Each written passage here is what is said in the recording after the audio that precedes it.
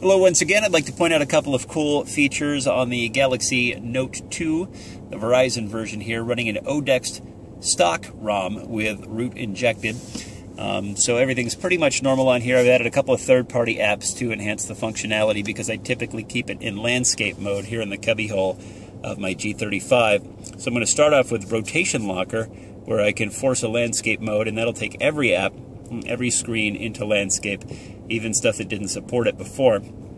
Also in Android 4.1.2, you may be familiar with the multi-window drawer, which can be activated with a long press of the back button. And that's a very nice feature, but the apps available from within that are typically limited to apps that have that functionality coded into them. However, with the addition of the multi-window manager from BJB Incorporated on the Google Play Store, you can go ahead and add just about any app in there.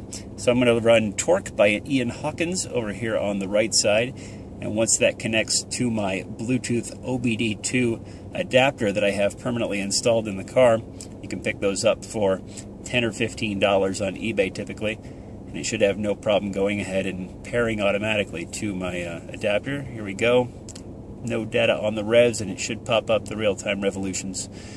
There we go. Now I can go ahead and go to my real-time information screen. So I've got coolant temperature, vacuum, voltage, a few other things up there. I'm going to launch another app, and we'll go to the Cobra iRadar app, which is also pretty nice. It pairs with the radar detector that's mounted up here above the rear view mirror, and these are just about $50 or $60 depending on where you buy them.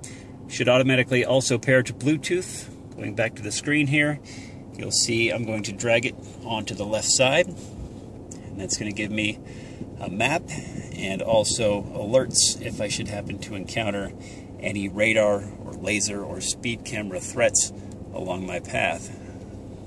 The Bluetooth pairing has now happened according to the blue light. Of course, I have no internet out here in the park, so naturally my functionality is not going well, even though it was. You can still edit.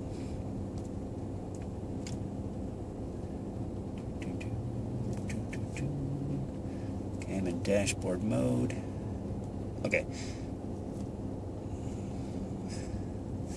And I can scale this to take up as much or as little screen real estate as I deem necessary for each of these apps. So maybe I want mostly gauges, but I just want to keep a close eye on what's going on the radar. You can still see my coolant temp and my GPS speed, or scroll through any of these different screens that I've made to keep track. Pretty good. You may have to actually configure a screen specifically for half-screen usage, since you can't go back and forth. Again, this is an app that wasn't designed for multi-window, but you'll find that most things can be done pretty well on it. And keep an eye for an upcoming video where I will feature how to go through your music so you don't have to exit out of any of your applications.